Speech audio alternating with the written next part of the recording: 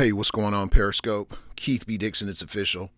You are in the Kilo Bravo Delta Zone. If the audio is working real good for you tonight, throw in a Wi-Fi so I don't know how to come into this. What's going on, you guys? Welcome. This is the 7705 broadcast. You guys, I hope you're doing well. How's that? It's good. Fantastic. Hello. What's going on, you guys? I hope you've had a profitable day. And I'm not just talking about money, but just a profitable day. How you doing, Bomb Squad community? What's up? Tonight we're going to be talking about technique. I'm going to show you some images. We're going to talk about technique and what it really means and how it plays into your photo, you guys. By the way, my name is Keith B Dixon. I am a pro photographer, full-time, 24 hours a day, 7 days a week, and a social media influencer, you guys. This is how we rock. Welcome to the Kilo Bravo Delta Zone. If you guys are brand new, if you're brand new to this channel, like super brand new, this is the home of the Bomb Squad community, and I'll definitely, you know what, let me just sidebar right out the gate, you guys.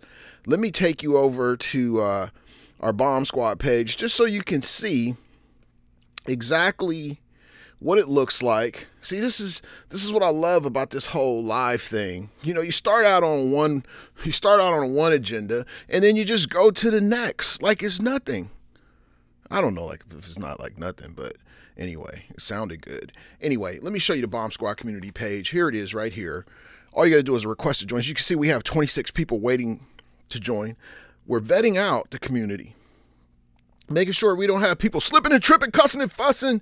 You guys, we just want to have some fun as photographers. That's all. So there it is right there. Do a group search. You got to do a group search. And you see up there in the search bar where it says hashtag Bomb Squad. That's all you got to do right there. Hashtag Bomb Squad. Do a search. It'll get you there. Do a request to join.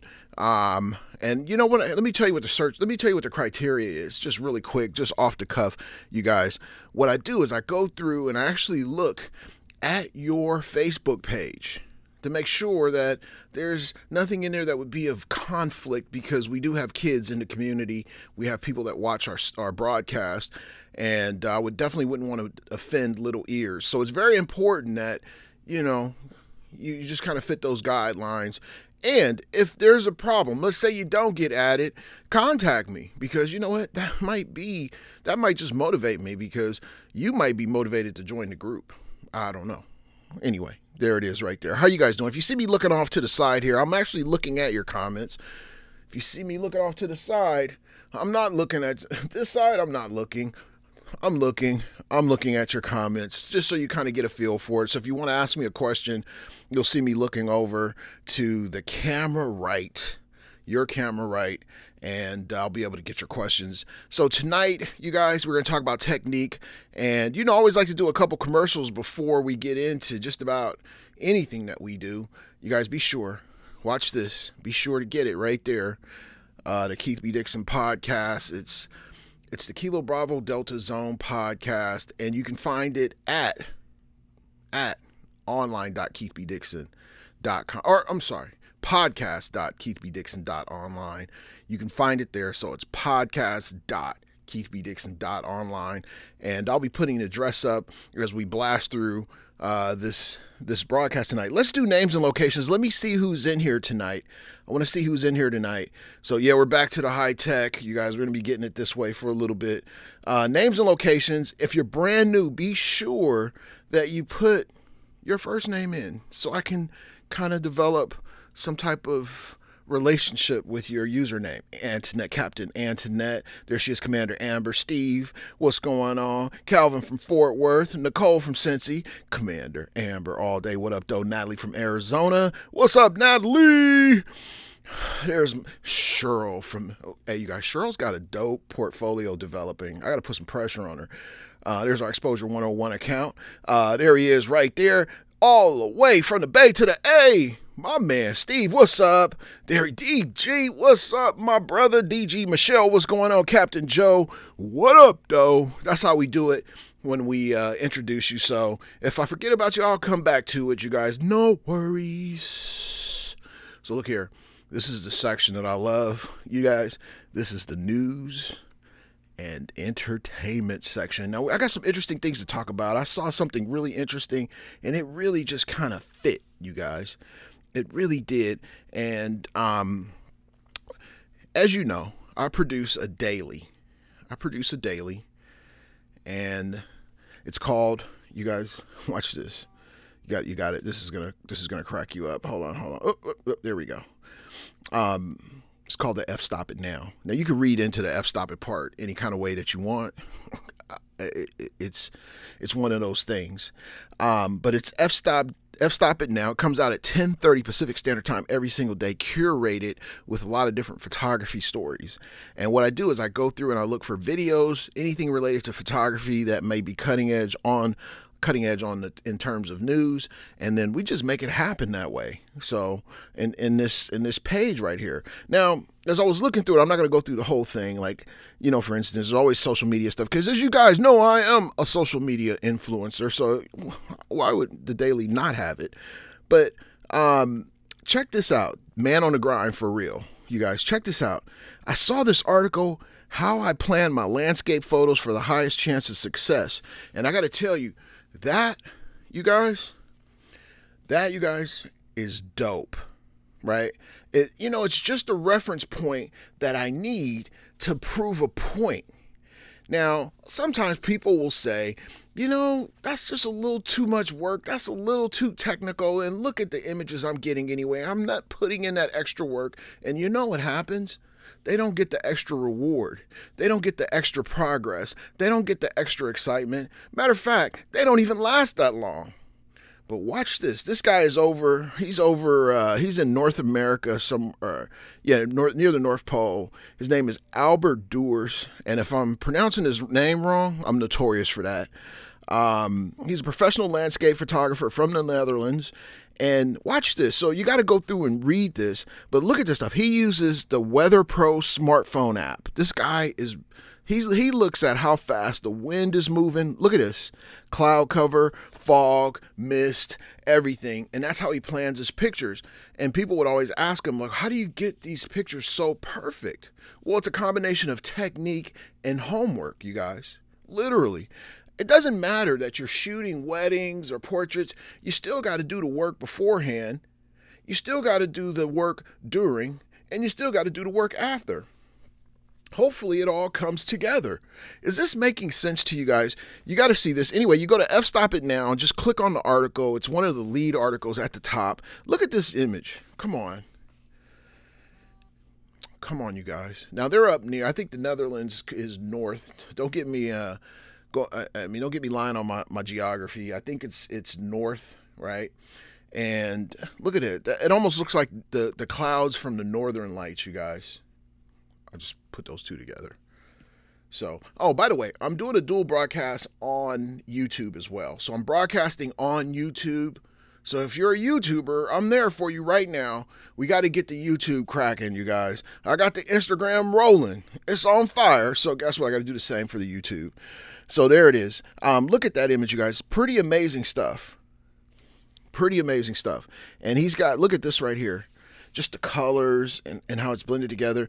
He's using cloud, rain, fog, radars, just the whole 9 yards. So I think this is definitely worth it. And there's some pictures here that he uses to show.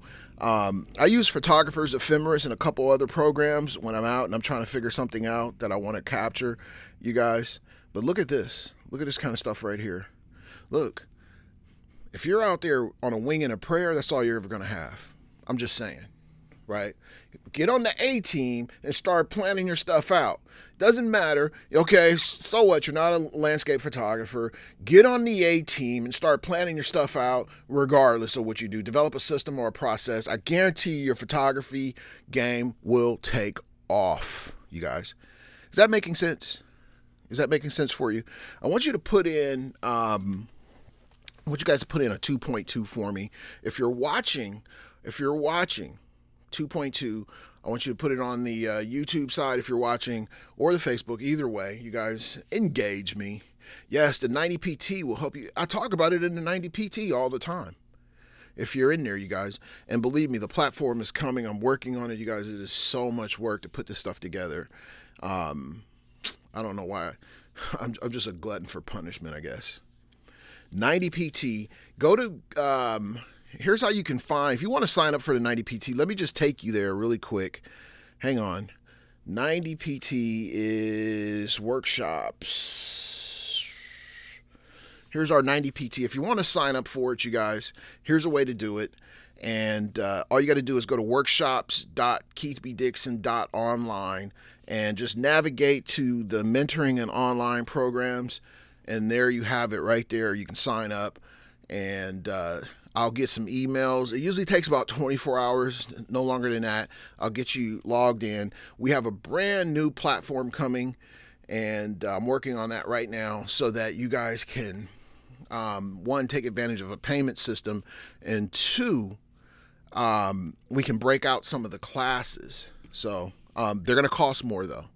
So the 90PT is very powerful. There's some very powerful classes. They will cost almost half as much as the entire program when we break them out. So that's going to be the disadvantage to taking one class. All right, you guys. Thank you. Thank you, Michelle. I appreciate that. All right. You guys remember how I talked about Spark? Remember how I talked about Spark? Here it is right here. Terry White covers it on his blog, you guys. This is a social media tool to help you to create better graphics. And here's why. When I'm in Nashville in 2018, I'm going to be talking about social media. And one of the concepts I'm going to talk about in theory is originating content. In order to become more effective in your social media, in your marketing, you must be able to originate professional looking graphics. This is the way to go right here. It's free. There's no reason why you should have busted graphics. And there's also other products out there. For instance, Canva. If you pay the monthly subscription, you get far more benefits with it. So Canva and Spark. Spark is my primary tool, and I also use Canva when I'm creating educational content because I like to originate my educational content so I don't get into any licensing issues. So as you guys can see, I make the slides in Spark right here, those slides that you're going to see coming up just in a moment. You're going to see it. I'm going to show you what's below that because that's some new content coming out, but there it is right there. And I love these deviations, you guys. We're going to get into the content in just a minute. Let me show you this. I'm going to just show you my Instagram. This is actually the exposure Instagram, but I'm going to show you the graphics. So look, here's the ideal. You notice how people are posting, right? Everybody's posting. Posting. So you just basically have a lot of graphics and pictures. Well, if you're not familiar, like this is good. Don't get me wrong. If you know this person, then you know you might stop and read, but it doesn't capture. And here's the tip I'm going to give you. It doesn't capture the wide audience. It captures the narrow audience, which is already in place, which may or may not want to look at it. The thing that you want to do is you want to post content that's going to capture a broader audience than what you already have. So I'm using Dr. Sims as a sounding board there. So as we go back and we look at now, watch this, you guys. I want to show you. Okay, I don't have mine loaded in here. Okay, so here's the Detroit 101. As you can see, it's very specific. It sends a very specific message and branding about the conference, and that's exactly what it's supposed to do. So we include our pictures and other people's pictures as well. See how that works out? And then we have the tours and all that kind of stuff. So as you create content, you want to show people behind the scenes, in the scenes, through the scenes, around the scenes. You want to show them how you're making the scenes. I don't know. That's what drives content. So if you go into my Instagram right now, Keith B Dixon, and not this one, but if you go into Keith B Dixon, you will see. Let me see if I can switch over real quick, you guys. I'd have to log out of this one. Okay, so probably not. Anyway, you get the ideal. So all you got to do is go at Keith B Dixon on Instagram, and you'll see exactly what happened. Whatever happened to the submitted photos, we submitted. I believe, I'm not really sure, to be honest with you. I'm not really sure. I completely That's completely escaping me, but I'll have to ask Sean. I believe they may have posted them in a gallery, or we're going to post them in a gallery for next year. So I think that's kind of what's going to happen with those photos, but I'm not really sure, so don't hold me to that, but I will definitely find out for you guys.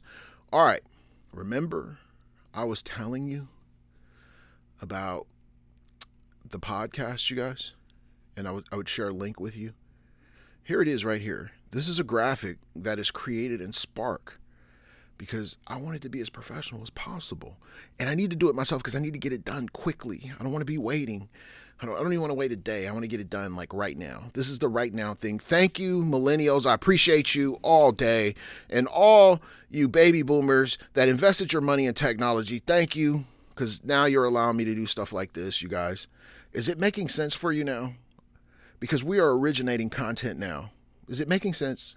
I want you to put in 3.3. Let's go. And then we're going to dive into our conversation tonight. 3.3. Let's go.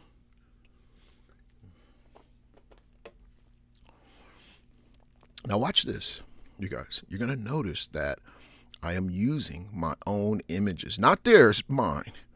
Because people know stock photo when they see it. This is one way you can put your work to work. Remember the scope I did the other day? Work the work. Don't let the work work you. Work the work, work. Okay, here it is right here. I'm laying the strategy out for you right now so that when we get to imaging, you guys, by the way, I want to see 500 people in my, matter of fact, I want them to say, oh my God, we got to get a bigger room for Keith, right? Everybody, tell all your friends, get them there, you guys, because tonight we're going to be talking about photographic technique. We're going to be talking about photographic technique tonight and the importance of it. Does this sound like an interesting topic to you guys? Does this sound like an interesting topic? Is this something you want to hear? Put in a Wi-Fi for me too. We're talking about technique tonight. Throw in a Wi-Fi for me. Let's go. Let's do this.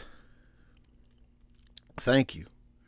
Thank you, you guys. We want that room packed full of people, standing room only, because I am going to deliver a presentation unlike anything you've ever experienced, you guys. So let's talk about this photo that's right behind me.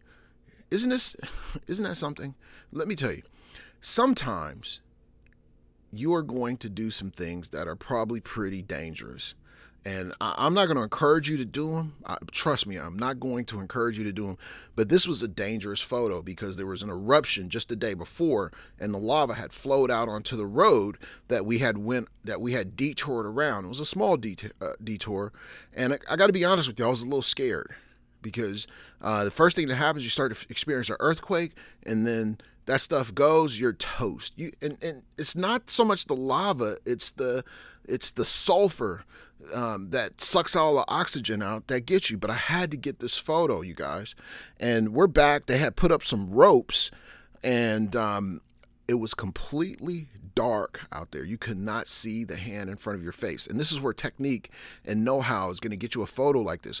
So your camera's not able to focus in a situation like this. So what you have to do is you got to light up a focal point for the camera so that you can get a meter.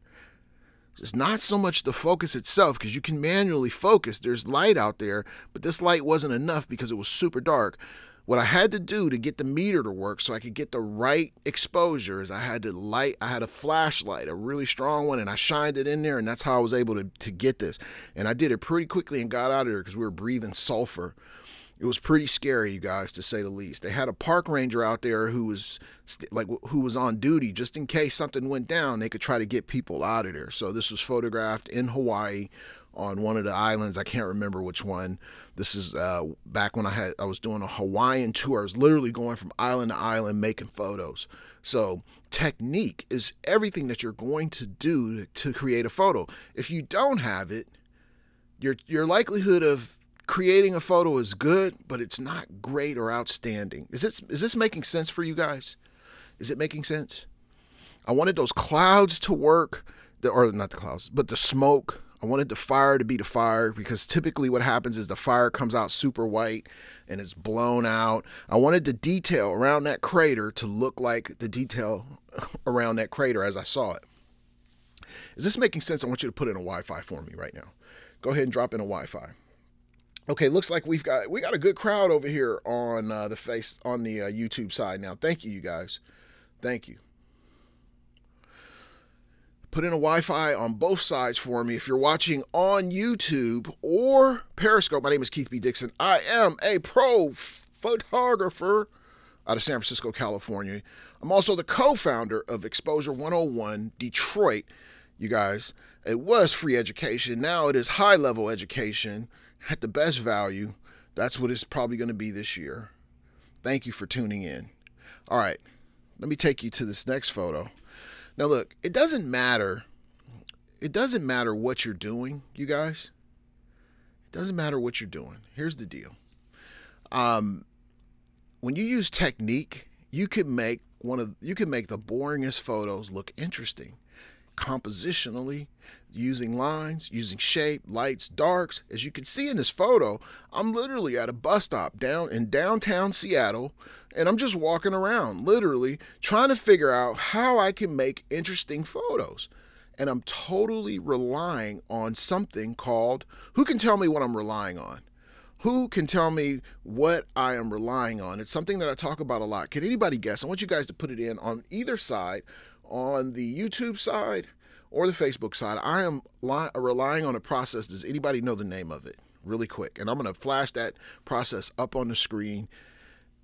Who knows? Do, do, do, do.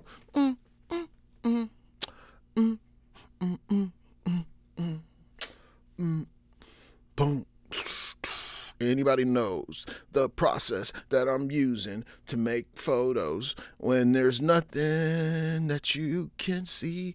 Okay, my singing is bad. I know it. You guys, guess what? Nobody wants to take a stab at it. I am totally reliant on the creative zone to make photos like the one you just saw in this photo. Guess what? If you're walking around and you start convincing yourself that you don't see anything, you won't. Matter of fact, if you start feeling crapped out because you're not getting the photos you need, guess what? You're not going to get them. But if you start feeling that way and you automatically shift your thoughts, remember this morning we talked about thoughts?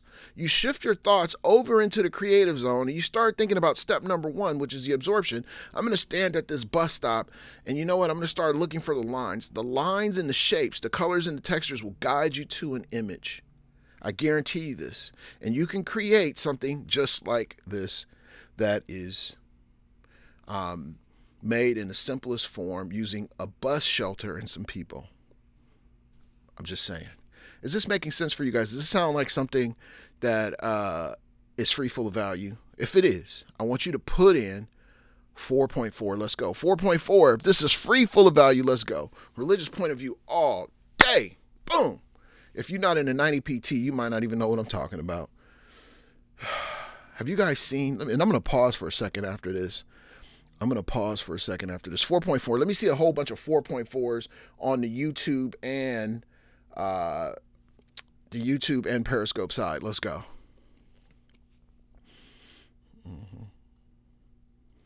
Now look, I'm going to sidebar for a quick second. By the way, my name is Keith B Dixon if you're just tuning in. Have you guys seen Amber's work lately? Amber Yasik. Have you seen her work lately? Put in a Wi-Fi if you've seen Amber's work and you're like, holy smokes. Have you seen her work? And have you noticed how it seems like it's gone from this one point to this bigger point. Have you guys seen that? How about that picture of the guy and the pregnant lady standing by the water? She's using a silhouette in the background to make the picture pop. Quit playing, y'all. Did you see that photo? That was dope. Come on, y'all. Man, if that's what the 90 PT is doing for me, I don't know what you're doing, Amber. I know you in the 90 PT, so I'll take a little piece of the pie, right? I don't know what you're doing, but come on now. The maternity work is getting, man, her and Shannon, hey, I'm working on Shannon right now. you guys. You guys know Shannon O'Hara. I'm working on Shannon right now. Right, you haven't seen nothing. This is only the beginning. Let's go. Yeah. So come on, quit playing, you guys. Quit playing. All you got to do, Michelle went through, watch this. Is Michelle on here? Where's Michelle at? Michelle went through, check this out. Michelle watched the first video and answered all the questions and turned them in. Like when I say answer them, it wasn't no fluffy answers. She went through and like she was in a college university class at Harvard, right? And put them answers down. And guess what? I'm going to give it some love and some attention because she put the work in. That's the 90 PT for you guys. Come on, quit playing. Oh man, I get excited. I'm for real. This is my excitement and my enjoyment, you guys. To see this kind of progression. Wow. And I'm going to tell you, those first 25, I just took like a baseball bat and swung for the fence. The very first video, I went in like it was because you got to get the business down. Let's go. All right, you guys. I'm not gonna say yes yet because you guys, I'm trying to put the site together, but there may be a 90 PT this weekend for sure. But don't hold me to it just yet because if I can get the new platform up by the end of the week, that's gonna be good. So yes. All right. Hey, you just gotta want it. You gotta want it, you guys. So here's another photo, you guys. This is the Seattle Public Library. And as I was walking through, the architecture at the Seattle Public Library is very interesting. So I went in and I did some homework and saw some photos and went in and, when you pull out your camera, sometimes, it could ruin the photograph just by people seeing it. So I was very slick about taking this picture. And what I saw was the line driving and the skylight. That was my photo. I literally stood there and waited, and they didn't bother me in the library at all. Nobody came up and bothered me. But if you ever go to Seattle, you have to go to the Seattle Public Library. It is an amazing piece of architecture to see. It's almost weird. I kid you not. You have to see it. I've got a ton of pictures that I did, but this is one of my favorites because it just says a lot. And I'm going to leave it up to you guys for the interpretation, but this photo says a lot to me. The color, the contrast, the light and shadow.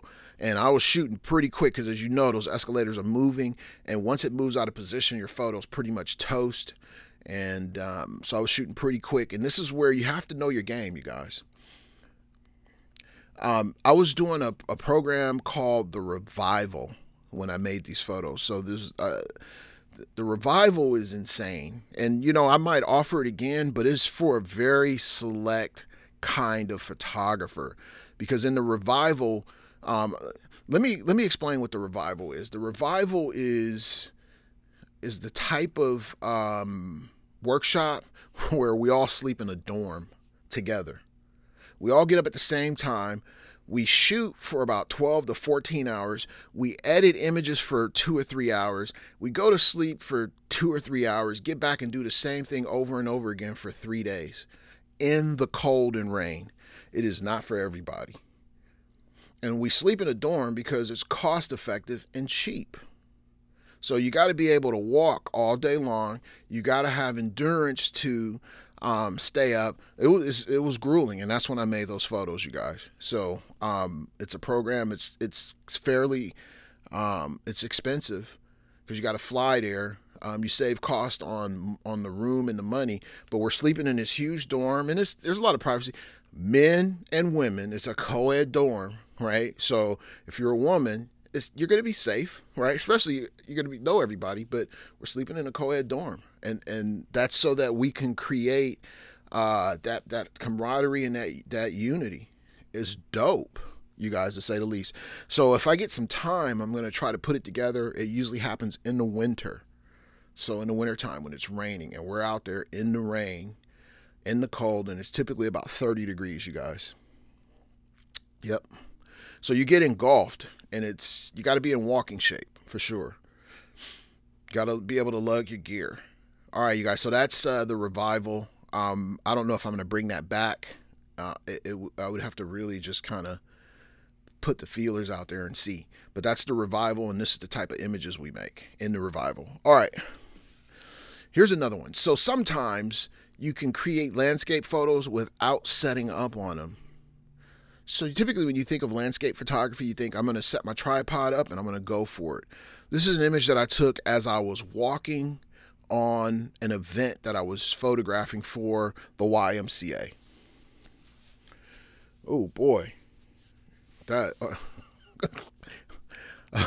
so you know, and I pushed the processing on this pretty tough in terms of like saturation, because I wanted to give it a painterly kind of feel. I wanted the colors to really pop out. You guys, this is one of those images that this is literally one of those images where you know, I did it and I was kind of like, this is cool, but this is a cool image, but you know, I don't know if I want to put it out. And then I think I did something where I think I was doing a gallery showing, or no, I was doing a print on site, and I had printed some images and put them up for sale, and this started selling pretty good. So before that, I hadn't even shown it. I just had it hanging up in the house. But I sold about 3 or 4 copies of this at about $85, you guys.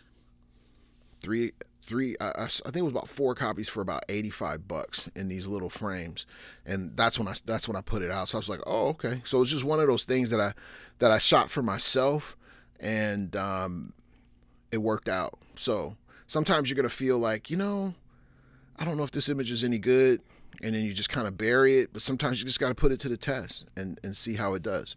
So this is all technique. I'm using an ND filter. I'm hand holding. I'm using a fast shutter speed, and depth of field is around f11, somewhere around there, because it was a bright day. And you just make a photo. As you can see, there's lines, leading lines. The composition ends toward, not off the edge, but towards the center. So all technique, you guys, always. Now, this next photo is one that I really like because it really personifies the slow shutter speed and panning. I want to ask you guys a question about this. Doesn't it look like the cable car is going really fast? Doesn't it look like the cable car is going really fast? I want you guys to think about this. If it does, I want you to put in a Wi-Fi for me on both sides, on the YouTube and Periscope side. Does it look like the cable car is going really fast? On the ND, I want to knock down the light a little bit so that I can get better color saturation. Yes, hey Mike, that's a good question. We're gonna pause right there. We're gonna pause right there because that's actually a really good question. So Mike asked, have I ever processed an image years later? And I'm gonna share something with you guys. The minute here's what I want to say. Let's say you shot an image on an 8 megapixel camera. Sometimes you can load your images into a software program and start your digital process, and it will literally just kind of chew it up because the technology is so different than it was when you made that image. It's almost as if the software is just a little too much for the image. On the other hand, there's a flip side. You can do it and get better processing. So let's say you have an image where you couldn't fix the highlights back in the day because it was just too complicated. You know, maybe you had to go in the Lightroom and set the points and all that kind of stuff. Well, now you have programs like Perfectly Clear that can basically define a white point and correct it, right? Easier. So it's twofold. So you got to be real careful. If you got a raggedy 4 megapixel image, but it looks good, probably should just leave it like that, because sometimes when you bring them into these programs, it just chews them up. And then even with images that were produced at higher resolution, some of these programs don't work really well with high-res images. I noticed that with my 810 files. So when I'm shooting with my 810 and I use a lot of these common programs that we all have, it destroys the picture. It just kind of messes it up. So, because the files are so clean and sharp already, you don't need to do all of that kind of stuff. Unless you're doing composites, and then you got to make sure the quality matches. So, Mike, great question. Great question. I hope that helps you guys. Let me look over here. What's up, Nicole, on the YouTube side? Mike, does that help? Does that help? So with this cable car, you guys, I'm basically panning. Now, here's the interesting part. The cable car only moves 8 miles an hour. It cannot go faster than 8 miles an hour.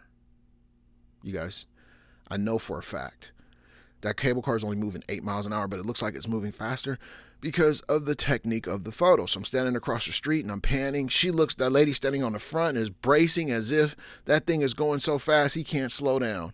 And that's how you can create a different perspective in your image by using technique. Does that make sense, you guys? Is that making sense for you? All right. Whew. There we go. All right, you guys. So that's all I've got for you in terms of imagery and talking about technique and all of that good stuff. I'm going to pause for some questions. If you have questions, please feel free to drop them in. I'll be more than happy to answer them for you. Any questions before we dive out of here? This is the Kilo Bravo Delta Zone. My name is Keith B Dixon. I am a photographer. I don't know what we're calling it these days. I'm just one of those guys with a camera. And I am doing a dual broadcast tonight on YouTube and Periscope. Yes, Periscope. So now I'm going to pause for some questions. If you guys have them in, just drop them at any point. If I missed your question, now's a good opportunity. What is a good time to use short light? Great question again.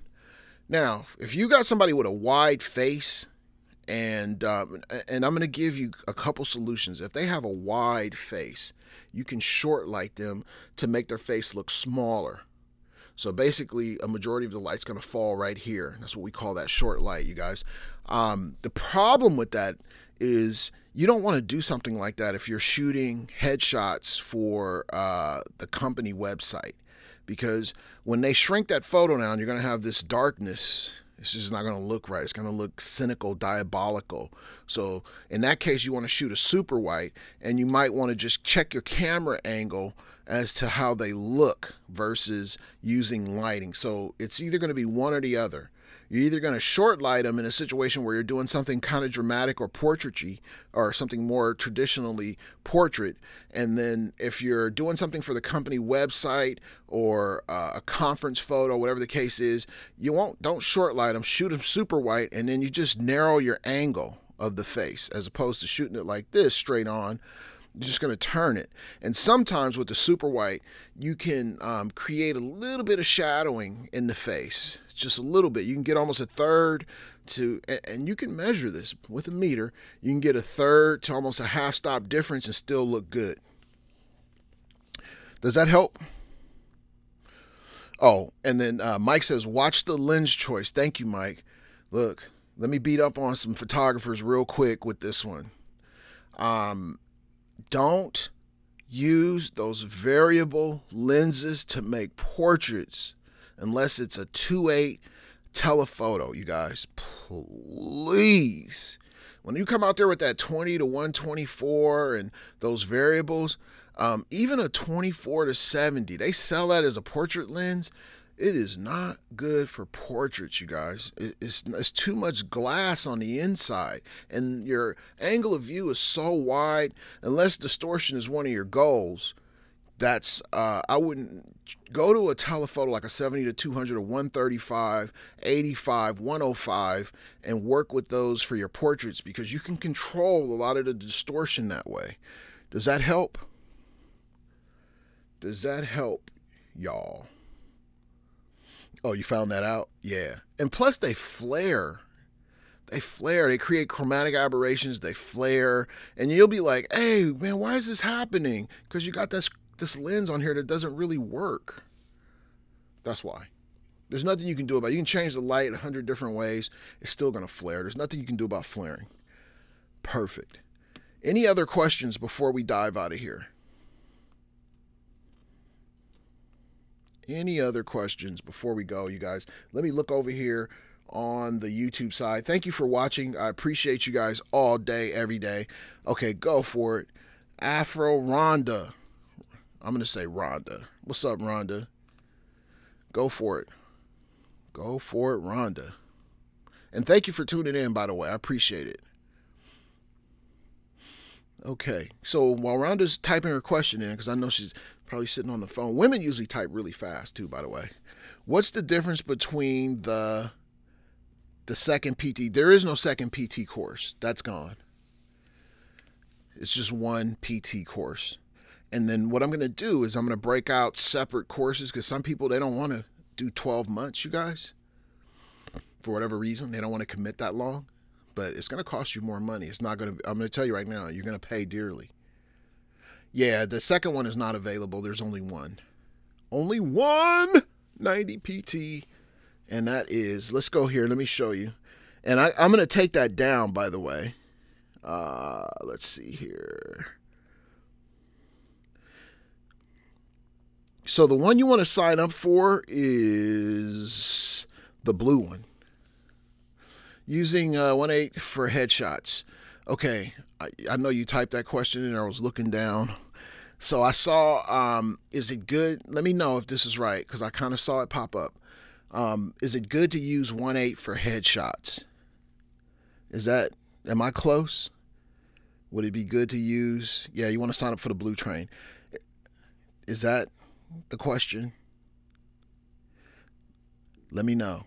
Is it good to use 1.8 for a headshot? I'm going to start in on that and I'll wait. Okay, so you can use anything for a headshot that you want. There's no rhyme or reason for depth of field. The question is really about headshots are clear but full and the body's blurry. Yeah, you can do that. It's just, it's got to make sense for the context in which you're going to use the photo. So let's say you're selling eye makeup, earrings, a certain hairstyle, a certain look. You can definitely do it, but you want people to get right to that. You want that. You want them to look at it and say, "Oh, wow, I love how those eyelashes look and how the photography has accentuated that with the depth of field." But if they look at it and say, "Wow, that looks blurry," they're gonna you've totally blown it. You've lost your audience. So it's subjective. Traditionally, most photos are 5.6, f8. 7.1. They usually live around there, you guys. Most of the pros and the old timers, they shoot at 5.6, 7.1, 8, sometimes 9, somewhere around in there. That's where the old timers live with their depth of field for a lot of good reasons, because they can get the crispiness that they're looking for in the detail. And then there are photographers. Matter of fact, Matthew Jordan Smith posted on Instagram. I believe it was Instagram. He posted an image where he used shallow depth. So there's a good example for it right there. Does that help? If you're a Nikon shooter, you have an 85mm, you can shoot wonderful, sharp images at 7.1. That lens is immaculate at 7.1. With the right lighting. Any other questions before we dive out of here?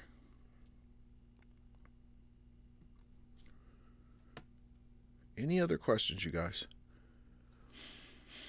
All right, thank you for tuning in. My name is Keith B Dixon. I am a photographer pro. I don't know how to say it. I'm just one of those guys with a camera. You guys, thank you for tuning in. This is the Kilo Bravo Delta Zone, and this is our 7705 broadcast. It usually runs about this time, no longer than 55 minutes. We get on here and we get out, you guys. Rhonda Ray, did that help with your question before I go? Did that help with your question before we tiptoe out of here? Did that help at all? Let me know. No. Okay. All right, let's go back to it. I'm ready for you right now. I'm gonna extend the broadcast because Rhonda ended on a no, and Rhonda put a no in, and we gotta start with yes. Rhonda, you got my full attention. I'm looking at the screen right now. Bear with me. Let's go. I'm ready. I'm gonna dig into your question. I got Commander Mike on here on standby. He's ready to go. Let's do this. 1.8. My lens may be fully faulty because the 1.8 full body shots are blurry. Headshots are clear. My lens may be faulty. That might be an offline question because there's a lot of reasons for that. And you have a Nikon. What's the millimeter? Is it a prime, variable? What type of lens is it? 1.8? Is it a 35? Yeah, what focal length? 35, 85, variable, 35 to 65. I don't know. What's the focal length? And 80. Yeah, there we go. Thank you guys for putting that in. Or it would be a 105. Both lenses are good. And I love the bikes. 35. Okay. Rhonda, here's what I'm going to invite you to do. I want you to DM me so that we can figure this out, because I don't think we can do it on the scope, the bokeh. DM me on Facebook. DM me on Facebook. Message me, and then we can talk about it right there. Yeah.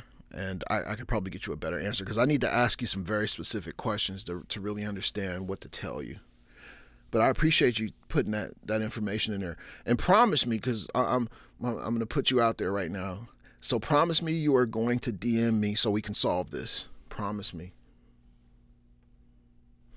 We're waiting. You got to put I promise or a Wi-Fi, because our Wi-Fi is the way we do it. 50 is good. It could be camera shake. Yeah, it could be. Yeah, it could be camera. It could be camera shake.